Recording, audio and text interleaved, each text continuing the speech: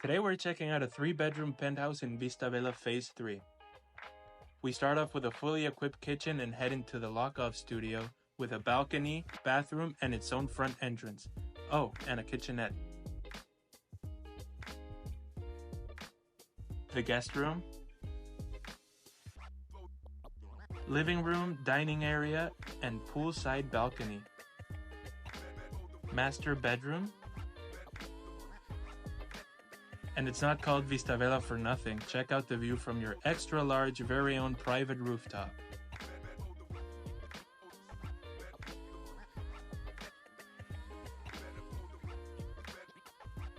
Now let's head into the amenities.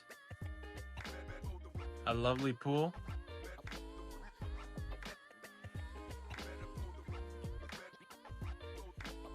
An outside common area for events.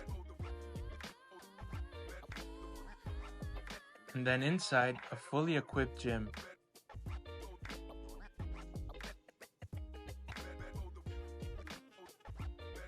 Office area and meeting room.